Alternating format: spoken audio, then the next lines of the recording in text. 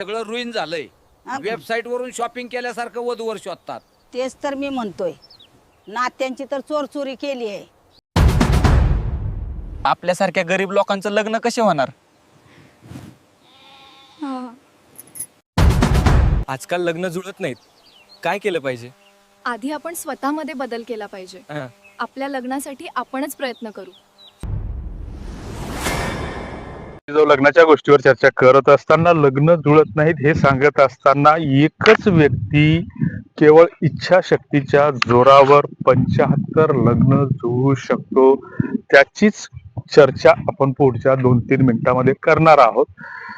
विवाह संस्थेच्या माध्यमातून लोकांची फसवणूक होऊ नये, लग्न जुळावीत, एकमेकांना समुपदेशन व्हावं आणि लग्नासाठी कुठेतरी प्लॅटफॉर्म उपलब्ध व्हावा या हेतून गेल्या लॉकडाऊन पासून काम करत असताना, सोशल मीडियाचे काही व्हॉट्सअप ग्रुप चालवत असताना, युट्यूबच्या माध्यमातून बोलत असताना व व्हॉट्सअप ग्रुपवर काही फेसबुकवर मजकूर लिहित असताना आमच्या मजकुराचं निवेदन कोणाच्या तरी वाचनात आलं आणि त्यांनी नावानिशी 4 वर्षापूर्वी आम्हाला फोन केला की अमुक अमुक जी बोलता का?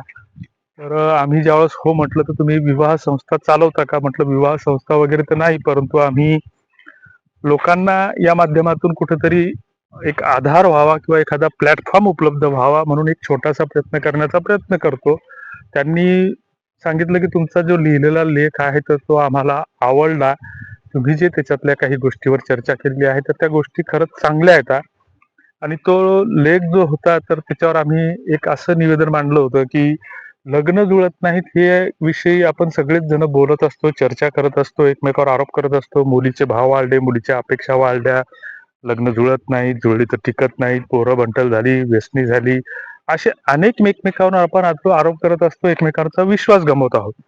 मात्र हे करत असताना लग्न जुळण्यासाठी आपण काही चांगल्या दृष्टीनं सकारात्मक भावनेनं प्रयत्न करू शकतो आणि एकमेकांची लग्न जुळवण्यासाठी मदत करू शकतो, असे काही विचार आम्ही सातत्यानं सांगतही असतो, मांडतही असतो आणि बोलतही असतो.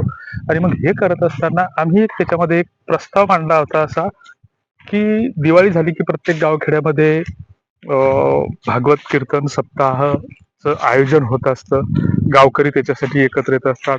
महाराष्ट्रामध्ये जवळपास 350च्या आसपास तालुके आहेत आणि 35 ते 40 हजारच्या आसपास गावखेडी आहेत. गावात, शहरात खूप मोठे ह्या असे सत्संगाचे लाखो रुपये खर्चाचे कार्यक्रम होतात. त्याच्याशी आपल्याला काही घेणं देणं नाही. तर प्रत्येकाच्या श्रद्धेचा, आस्थेचा, धार्मिकतेचा प्रश्न आहे आणि ती आपली एक परंपरागत चालत आलेली एक परंपरा आहे. त्याच्याविषयी बोलणं आम्हाला तरी संयुक्तिक वाटत नाही. मात्र हे करत असताना जसं आपण म्हणायचो की तुम्हारे खत में हमारा सलाम, त्या पद्धतीनं जर एखादं 3-4-5 हजार लोकसंख्येचं गाव असेल, लोकवस्तीचं गाव असेल 400-600 घराच्या, तर त्या गावामध्ये सप्ताह उभा राहतो. सप्ताह उभा राहत असताना 7 दिवसाचा तो भरगच्च कार्यक्रम असतो. गावातले गावकरी, श्रद्धाळू लोक त्या निमित्तानं एकत्र येत असतात आणि ते एकत्र येत असताना मग कुठेतरी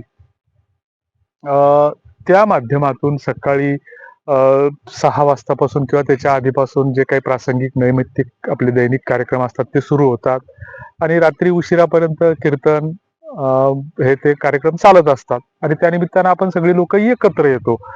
ही एक चांगली गोष्ट आहे. मग हे होत असताना जर आम्ही असं म्हटलं की एखाद्या गावामध्ये समजा सोमवारपासून एखाद्या सत्संग सप्ताहाच्या कार्यक्रमाची सुरुवात होते आहे, चांगली गोष्ट आहे.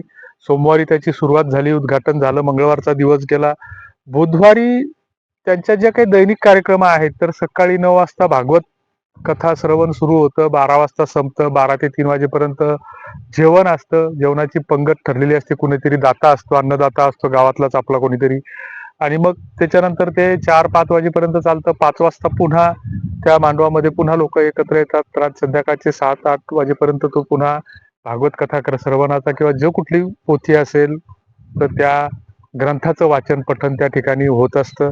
संध्याकाळी त्याचा समारोप होतो, आरती होते आणि त्याच्यानंतर जे काही 9 वाजता हरिकीर्तन सुरू होतं, कीर्तन सुरू होतं आणि मग हे चांगली गोष्ट आहे. पण मग त्याच्यामध्ये आपल्याला त्याच्यामध्ये काही बदल किंवा खोडा घालायचा नाही. परंतु मग बुधवारी समजा तो कार्यक्रम भागवत कथा श्रवणाचा 9 वाजता सुरू होतो, तर त्याऐवजी त्या दिवशी 7:30ला सुरू करायचं, 1.5 तास आधी. त्या दिवशी वाटल्यास ती जेवणाचा जो कार्यक्रम आहे तर तो बाजूला त्याची व्यवस्था असते. तर 9 ते 9:30-10 पर्यंत ते सगळं कथा श्रवणाचं आटपून घ्यायचं.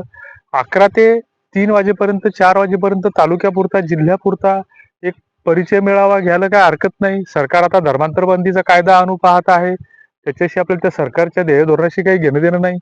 मग त्याच्यात जर आपण आपल्या समाजापुरता जरी एका समाजापुरता जरी विचार केला की आता समाज तो कुठलाही असो, आम्ही विशिष्ट समाजाचं या ठिकाणी नाव घेत नाही, मात्र त्या समाजापुरता जरी विचार केला की बा अमुक अमुक समजा मराठा समाज हे खूप मोठा समाज आहे, मग त्याच्यामध्ये बऱ्याच अशा मुली आहेत की लग्न होऊन वर्ष, दीड वर्ष, 6 महिने होतात, कुठंतरी काहीतरी अघटित घडतं आणि ती घटना घडल्याच्या नंतर मग त्या मुलीचं घटस्फोट होतो किंवा माहेरात असते, नवरा बायको विभक्त असतात किंवा जावई बापू एखाद्याचे दारुडे निघतात, व्यसनी निघतात, पटत नाही, किंवा एखाद्या वेळेस असंही होतं की एखादी अनाचार दुराचाराची घटना समोर येते, एखादी बहकाव्यात भावनिक बहकाव्यात माणूस येतो, चालता बोलता कुठंतरी त्या मुलीला एखादा मित्र भेटतो किंवा लग्नाच्या आधीचा जुना मित्र असतो. ह्या अशा गोष्टी घडतात आणि घडत आहेत, तर आम्ही सोशल मीडियावर पाहत आहोत. आणि मग ही कुठंतरी अपघातग्रस्त मुलगा मुलगी असते आणि मग अशांसाठी जर आपण पुढाकार घेतला तर त्याच्यातून तब्बल बरीच लग्न जुळतात. आणि मग असंच 4 वर्षापूर्वी आम्हाला फोन आल्याच्या नंतर जे काही बुलढाण्याचं मानस फाउंडेशन आहे, तर त्या मानस फाउंडेशननं आतापर्यंत जवळपास 75 जणांची लग्न लावलेली आहेत आणि दरवर्षी ती वेगवेगळी लग्न लावतात आणि त्यांना रोजगार सुद्धा उपलब्ध करून देतात. सामान्य कुटुंबातील ती व्यक्ती आहे आणि ही व्यक्ती त्या फाउंडेशनच्या माध्यमातून एवढं मोठं करू शकते. तर तुम्ही आम्ही सगळेजण समाज म्हणून समाजासाठी काहीतरी बरंच करू शकतो. याच्याबद्दल तुम्हाला काय वाटतं ते कॉमेंट बॉक्समध्ये नक्की कळवा. धन्यवाद.